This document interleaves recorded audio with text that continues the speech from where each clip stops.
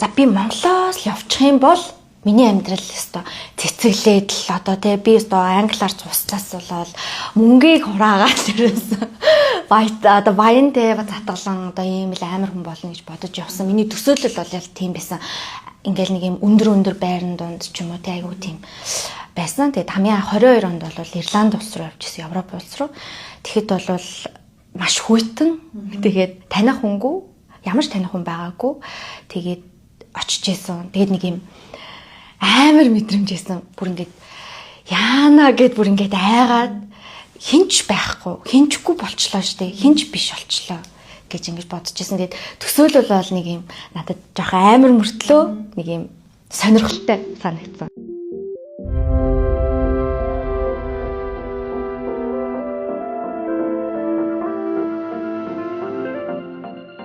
Нөхөртөөгөө явсан. Би бол охиноо үлдээж явж исэн. Одоо битэрийг хөдөлгөх хүч бол одоо үлдээсэн одоо охин маань л исэн. Тэгээл ер нь бол эхний нэг сар бол байнгын үүрээр бол босч уйлдаг. Нэг тийм цагтай байсан би. Ягаад ч юм үүрээр би ингээ зүүдлээд ч юм уу эсвэл нэг юм сэрчдэг байсан. Тэгэл яг нөхрөө бас нэг амар бас ингээл сэтгэл санааг ингүүлээд байхгүйгээр ганцаараа нойлд орж сайхан уйлдаг байлаа. Тэгээд одоо уйллаа гэж яах вэ? Миний өөрийн сонголт. Би тэр хүүхдийн төлөө, тэр хүүхдийн бас ирээдүйн төлөө ирсэн болохоор гэж бодоод айгуу гоё юм. Хүүхдээ бодож сэрдэг, хүүхдээ бодож ингэж урагшаа алхдаг гэсэн. Харин хүмүүс дунд анх удаа ороод ингээд нөгөө нэг юу яаж үзчихсэн? Бүлэдүүлж үзчихсэн. Нөгөө нэг хоолоо авах гад нөгөө хоол хүнсээ авах гад ингээд юун дотроо явж исэн байхгүй юу би. Супермаркет дотор явж исэн чинь ард ирсэн ингээд Asian гэл ингээл тэ янз бүрийн юм хэлээл тэгсэн ингэж найтаагаал миний ард тэ ханаагаад одоо энэ бол коронавитой холбоотой. Тэр амар бүлийн мүлийг ингээд хизээч Монголдоо ингээд авч байгаагүй юм тэнд очиод авангуудаа тэ хизээч би хорондоо байсан бол тэ ингүүлэхгүй дээ энэ хүүхдүүдээр ч гэдэг юм. Ер нь бол бүлийн хийдэг хүмүүс бол ихэнх нь хүүхдүүд байсан. Тэгээд би Монголдо байсан бол би нэг юм уужуу амьдрах байсан байх гэж би бодож ирсэн. Тэр нь яагаад вэ гэхээр тэнд бол бүх юм 7 хоногор шийдэгддэг. Тэгээд одоо яах вэ? Ажилгүй бол яах вэ гэд ингэж хэлдэг. Монголд бол ажиллажсэн чи яах вэ? Нуулгүй хэлгээд амьдраад байдсан шүү дээ. Тэгэхээр би тэнд очиод нэг юм аюул завгүй хэм маягтай юм тавчуу гэх юм ингээд нэг юм ингээд бүтэн амьсгал авч чадахгүйсэн гэх юм уу. Тэгээ тэнд өвчнөж би ажилдаа очихл ёстой. Ер нь бол яагаад гэхээр тэнд бүх юм цагаар, минутаар тооцогдож идэг. Хэрвээ чи 7 хоног ажил таслаад ч юм уу те ингээ явах юм бол дараагийн руу маш хурдан олддог, бэлэн байдаг. Тэгээд ер нь бол ингээл ээжийн халамж, үнэр би юм тэрвэрлэх дуртай хүн байхгүй. Тэгээд ээжийнхаа үнэрийг их санаж исэн, халамжийн их санаж исэн. За би ээж мэж яхаар ингэ жоохон яагаад дэшөө гэдэг тахаа миско ингээд юу яадаг штий. Өвдсөн ч юм эрхэлж өвддөг штий. Ээжтэй хүн чинь. Хаста ингээл ёо хаста нэрэ жоохон халуураад байна гэл ажил төрөлтэй явахгүй ээж ингээм амтан цай хийж өгөөл те хив гэлээ. За нуулгүй хэлэхэд бол ингээд ээж нэг юм хэлэхэд те хараа гэлтэй өмнөөс нь ингээд идэгсэн л одоо зүгээр ээжийнхээ хажууд баг үгэлж байгаагийн сонсоод ээж яах нь гоё нөө гэд яхах үгэл заах уу гэл ингээд ээж идэг болцсон. Амьд сэрүүм ер нь байгаа дэр нь л хүмүүсийн ингээд хайрлаж ах хэрэгтэй штэ гэж бодоод за ер нь ойр дотны хүмүүстэй ойрхон байж гэж бодоод бид тэр за окей сонголтоо гэд тэг ямар ч гэсэн охиноо зүгээр нэг сар Австралид байлгасан. Аав ээж нь ийм газар амьдарч ирсэн шүү. Гадаад улс гэж ийм газар байдсан шүү. Миний охин том болох юм бол хэрвээ энд ингээд явж болно, амьдарч болно, сурж болно, ийм байдаг шүү гэдэг нэг юм жижигхэн соёлоосон зүгээр ингээд үзүүлээд тэгээ буцаа авчирсан.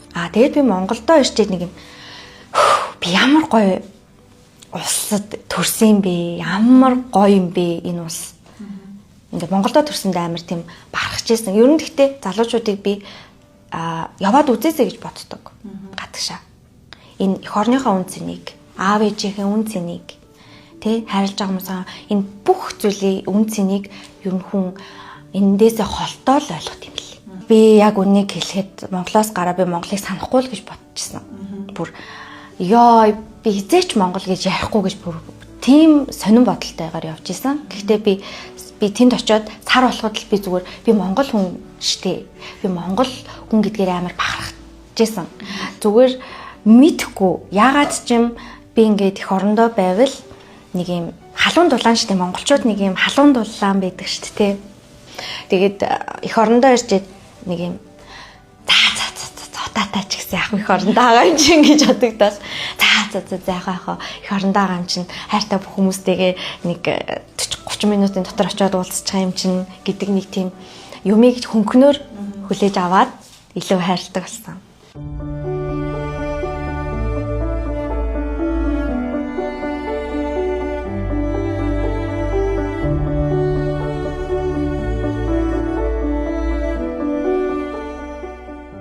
Ингэж бодсон. Гадагшаа явахдаа би нэг юм скиллтэй байх хэрэгтэй байна гэж би бодсон. Би тэнд очиод мэдээж жүжиглэхгүй, би тэнд очиод мэдээж хөтлөгч хийхгүй. Учираас би ямар ч нэг юм сурыгээд би гоо сайхны салбарыг сонгосон юм. Тэр маань ч зүг болсон. Хөдөлмөрч байвал тий хөдөлмөрийнхаа ингээд үр шимийг хүртдэм байх гэдгийг бас амар ойлгоод за тэгээд хийж байгаа зүйлдээ нэг юм тууштай байвал хүн ингээд юу ч бүтээж болт юм байна тий. Тэ нэг аюу олон орны хүмүүс байгаа шүү дээ тий. Би яг ер нь бол нэг юм Монгол хүн чинь нэг юм шартаагаад байдсан шүү дээ тий. Би Монгол болохоор гэж ингэж одоо шарлгаж гэгэвүүд нэг юм ингээд сурчмаар санагдаад байдаг гэсэн. Тэгээд Монголдоо ирээд тэндээ сурсан гой зүйлээ би монголчуудад гой таниулъя тий. Би гадагшаа явах гэж байгаа ийм охтуудад тий тэнд ажиллахад ямар байдгийг мэдэхгүй шүү дээ. Тэгээ тэр охтуудад гоё би сургуульд ороод мэдсэн зүйлээ тэр хүмүүст ингээд гоё зааж өгье, хуваалцъя гэдэг үднээс юм жижигхэн хөрөхөө ингээд спейсийг ингээд нэгээд явж байгаа бас амар гоё байдэн штэ. Одоо зүгээр би яг одоо нөгөө ингэдэлтэй хүмүүс чи ингээд контент хийдэг гэсэн штэ тий. Буцаад ингээд мэржлэр ажиллаж болохгүй мүү гэдэг ч юм уу. Тэгдэг. Гэхдээ яг бүх зүйл цаг хугацаатай гэдэгт би итгэдэг. Би одоо сурсан зүйлээ хүмүүс хуваалцаад явж байгаа. Энэ зүйл бас мөнхийн байхгүй магадгүй шүү дээ. Би эргээд ажиллаж болно өөрийнхөө мэржлэр. Хүсгүй л ажиллахгүй болно. Энийгээ цаашаа үргэлжлүүлээ явж болно. Тэгэхээр зүгээр нэг юм хоёр мэргэжилт болсон юм шиг санагдаад байдаг нь намайг одоо ингээд энэ хүртэл явуулж байгаа гэж би боддог. За гарааны бизнес яг эмэгтэй ганцаараа ингэж ажиллаж байгаа хүний хувьд бол бас жоохон ийм эрсдэлтэй санагдсан.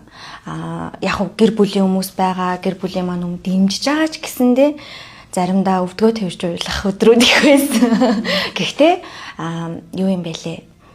Нэг юм олон хүний хайранд ингэж бий болсон бизнес гэж би боддог. Өөрийнхөө бизнесийг. Тэгээд яг хамгийн анх гарааны бизнесээ эхэлж байхдаа ер нь бол жоохон айжсэн. За энэ ингээд дампуурч хойд тий. Өчнөөн зээл авцсан. За зээлээд үлж чадахгүй байх үү тий. Гэж бодож исэн чинь намайг хайрладаг хүмүүсийн ачаар миний бизнес одоо хүртэл айгүй гоё доктортой